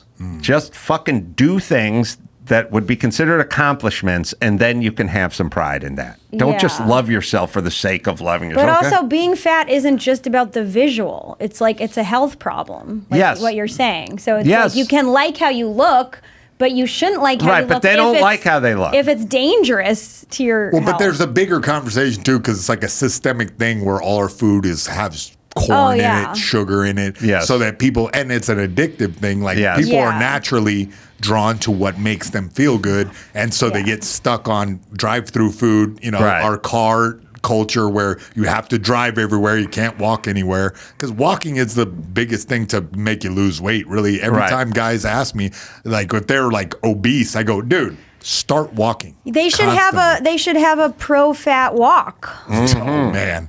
All right, so now you're getting meta with us right now. Yeah. All right. Next story is kind of a bum out. Pirates of the Caribbean star killed in a shark attack. Yeah, I heard about this. Yeah, Pirates of the Caribbean actor Tamayo Perry has died after being attacked by a shark while surfing off the island of Oahu in Hawaii on Sunday. Perry is a surfing legend known for appearing in the fourth Pirates of the Caribbean movie. According to Stab Magazine, TP arm and leg were missing when local surfers recovered his body. We don't know he had him going into the water, though. No. We don't know he had that arm and that leg. Shark apologist here? I'm just saying, I need a... Well, This maybe photo this. doesn't look like he has one of those arms. You're right. I can't see his right arm. Look, okay, we all got to go, right? If you're a surfer, that's the way. That's the way to go. Okay. Yeah, I No, the way to go, sorry, this is the second best way to go. The first You're right, best you're way right. to go is Patrick Swayze in Point Break. Ooh. When he's just on the beach with Keanu Reeves and there had a 100-year storm blowing in off the coast of Australia and he Man, just I got paddled. goosebumps right he just now. paddled Yeah. out to his death, Yes, right? That's badass. That's the way you Yeah. go as a surfer. You rob a couple banks, you do a little, Yeah. you do a little skydiving. Yeah. Then you go to Australia to find the perfect wave, and you Barreled. just paddle. You literally just paddle to your death. But being attacked by a shark, that's the second. But so here's the deal: we've all got to go. If you're a surfer, shark's the way to go. Yeah. I think. Yeah. Really? It sounds painful, though. I mean, for a moment. Ugh. But then you're done. Then you're done. You're Is that- mostly confused. You're not like sitting in a hospital bed for, you know what I mean? But you probably drown and get eaten. I doubt it. You probably bleed out. You bleed Chop it out. off. Yeah, you bleed out first, and then Yeah. you just slowly go off Oh, into the it night. sounds awful. Yeah. Yeah, you're showcasing the gender gap here. Me Yeah, and him yeah, think that I it's just awesome. Do not want to be eaten by a shark.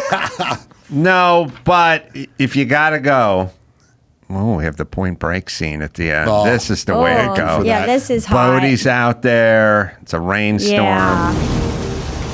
He's like, I'm going Keanu's out. going to let him get his stick Oh, and hit the ocean. Man, He's going out. He's just paddling to his death. Back in time! What do you think you're doing? You let him go! By the way, you let him go. He literally is going in a 40-foot swell. By the way, where do they think he's when they're in Australia? What's he going to do? Paddle to New Zealand? Like, what do you mean you let him go? do they think he gets away or?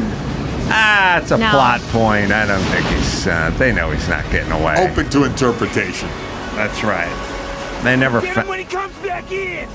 Not coming back. Not coming back. Oh, like I haven't He's seen not Point coming Break. back. I have seen St. Elmo's Fire and Point Break more than any podcaster alive. Whoa. right. Okay, that's the All way right, to go. that's the way to go. Yeah, in a big wave like that. Yeah. That's now he's done. Yeah. Oh, It's just scooting down Wow. the front of a giant wave. that's That's one of the best films of all time. That's a good scene. All right. That's the way you go. Rest in peace, Brody. That's right.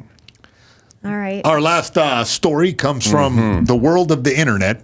The viral Huak Tuah Girl has been identified. I got to claim naivete here because I must have got tweeted 5 times. I don't know anything about What? Good girl. My algorithm is all about some Huak Tuah Girl. I got I Huak don't know Tuah, nothing. and I was like, I don't know what Huak Tuah Girl means. Oh, you're gonna like it.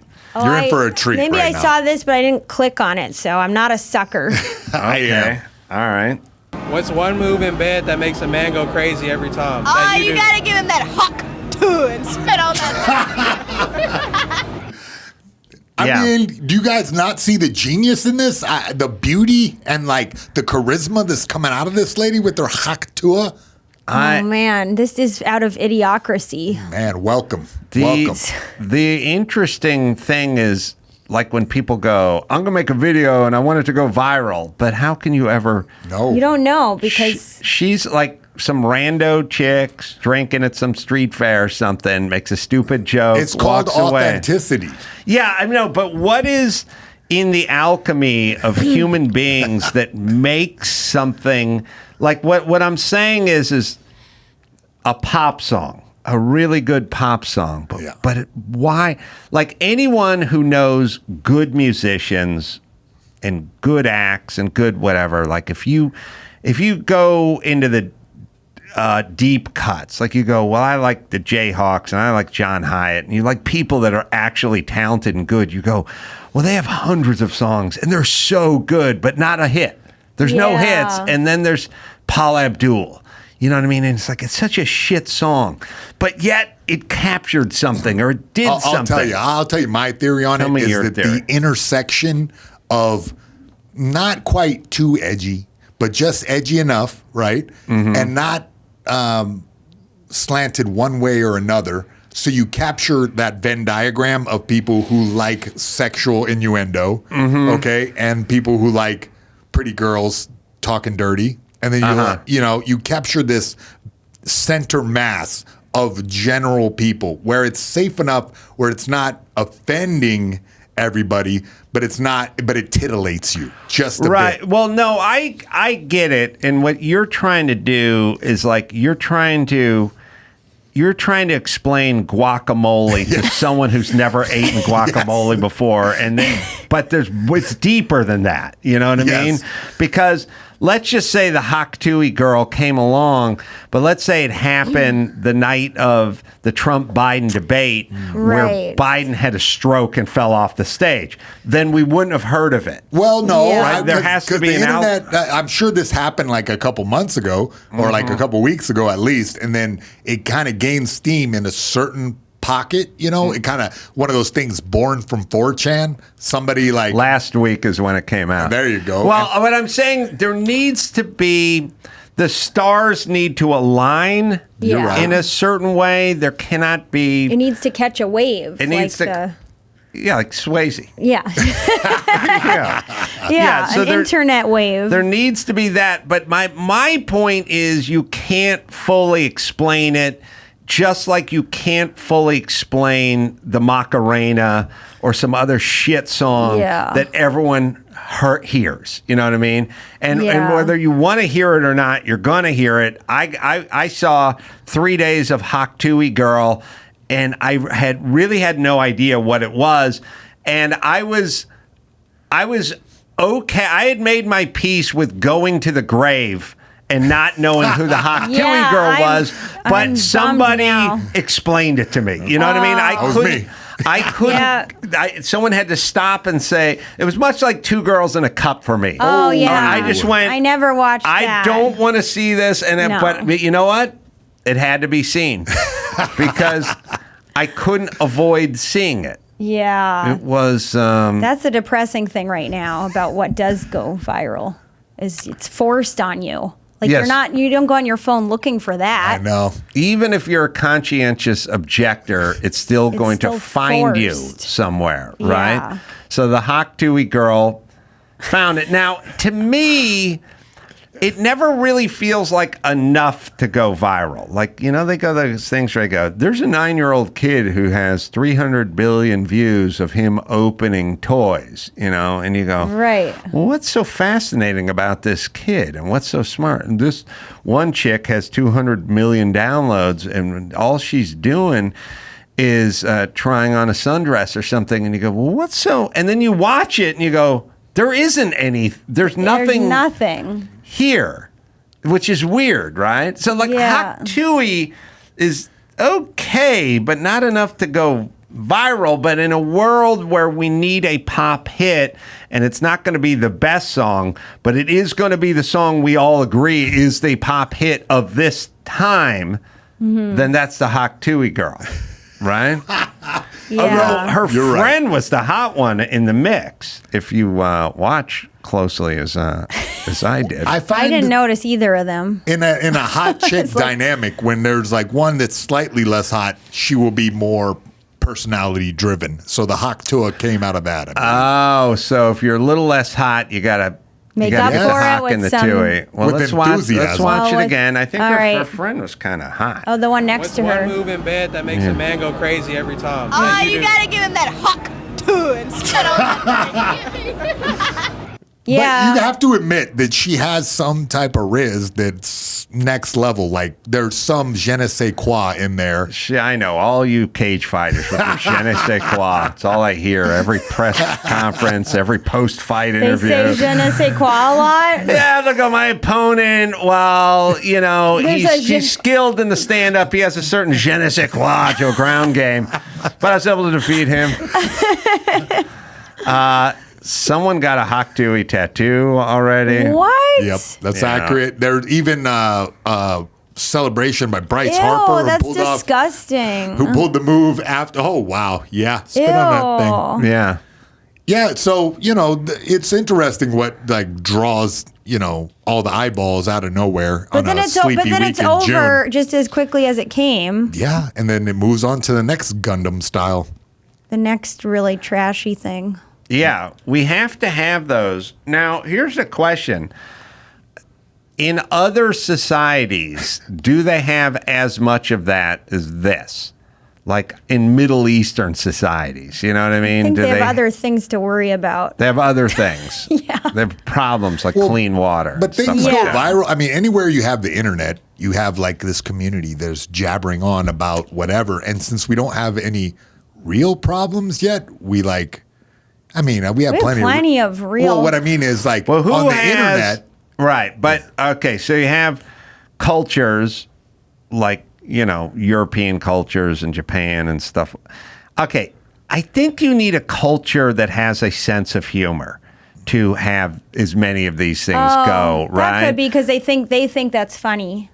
Well, who are the cultural, when you kind of go who's kind of laying out the culture here in the United States? And you go, Dave Chappelle and LeBron James. You know what I mean? Yeah. And Oprah. You know what I mean? Comedy and sports. We're not the philosophers, not the politicians, not the serious people, but it's the culture that's laying out. So it's you need a society that has sort of dominated by a comedic culture, So I think the more that you're going to have, and now I don't know who's past the United States on that.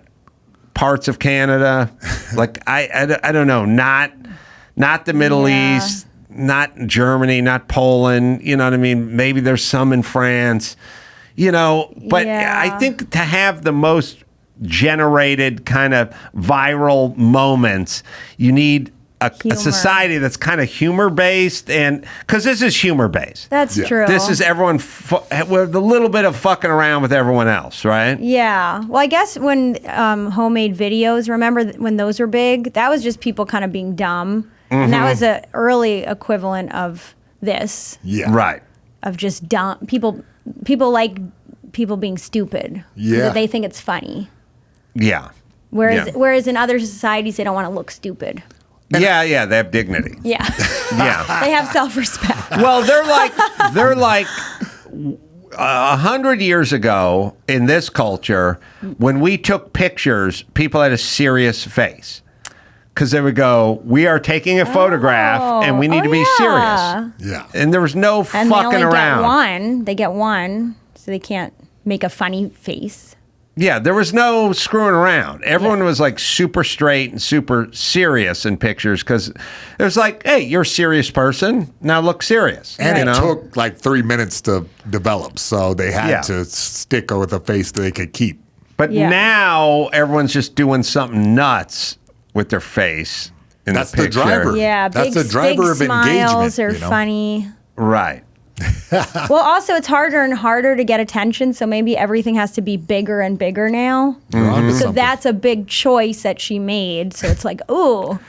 I think that she just did that straight from the heart, kind of, in a Felt weird genuine way. to me. Yeah, Oh it yeah, felt no, I don't think genuine. she was trying to go viral or anything. No. I think she really believed in what she was saying. She's just being silly, and now she's selling merch. What? Yeah, her name. God. Her name is Haley Welsh. She's from Nashville, and she just let this loose, and now she's selling merch, and she's a top Google search for weeks. The Huak Tuah Girl, and Wow, this is gonna go south. she's trending on This that. is why I miss Playboy, because when Playboy was around, Playboy would have offered her 50 grand. Because that's how Playboy would do it. If somebody caught fire for a moment, they'd go, "Oh, we'll give you." Playboy would just offer you a lump of cash to do. So now a you're pictorial. suggesting that she'll start a OnlyFans She just probably show her already Huak has Tuah. one. She has one, I bet. No, you know what? Because that seemed genuine. The reason that went viral is because that seemed like a But normal. you don't think she seems like someone who would already have some kind of OnlyFans? I mean, No, the guys are all like, no, I haven't ever been on it. You looked for it? Oh wow, They they looked already for did it? the research. Yep. Yeah, Well, I heard she was a school teacher. Oh no! wow. Did you hear about that? No, but that's got to be awful. Then her kids are gonna be, I guess, or they're thinking she's really cool. Oh, she got fired? I Mrs. heard Huak she Tuah? wasn't getting fired from her Mrs. Huak Tuah. She could. That's so funny. She's not, oh, Who do you wow. have for social studies? Mrs. Huak Tuah. Oh, I got Mrs. Parker. Mrs. Huak Tuah is so much better than Mrs. Parker. Yeah, I wish I'm so jealous you have Mrs. Huak Tuah for homeroom. I'm going to ask my counselor if I can transfer to Miss Huak Tuah. But isn't that discrimination to fire her? I think so. Yeah, I don't think she should be. She should sue if she got fired. Well, the only thing I can think of is when they go, you become a distraction. Oh. Code of conduct. Yeah, like them calling her Mrs. Huak Tuah. Man. Yeah, she would be Miss Huak Tuah. Yeah. Yeah. Okay. Did she really got fired though, huh, Joe? Because I heard she was a teacher, and then. Oh, that's too bad. All right. Well, she's on to bigger things. Bigger, better. Bigger. All right, and my now God. it says might not, so maybe she wasn't fired. Maybe. I heard she was a teacher. I heard she might get fired or something, but I heard they couldn't because you can't fire people willy-nilly. It's not like she refused to be vaccinated or something really important like that. This is just a Huak Tuah incident. A minor Huak Tuah incident. Yeah, so we're having conflicting reports, so we'll have to get back to you on that. But let's give some plugs. Erica Rhodes, everyone's got shows coming up, Peoria and Minneapolis, and all the dates. You go to ericarhodescomedy.com. I'm going to be Levittown in New York. That'll be coming up this Friday, Saturday. So come on out. I've never been to Governor, so come on out. I've been there. It's fun. I hear it's great. Very New York. Legendary. Never been, so look forward to that. Mayhem Miller, you can shoot him a tweet and Instagram at Mayhem Miller as well. And nice job, guys. Thanks for having us. God bless, Ace. And until next time, Adam Crawford, James Mayhem Miller, and Erica Rhodes saying, Woohoo. mahalo.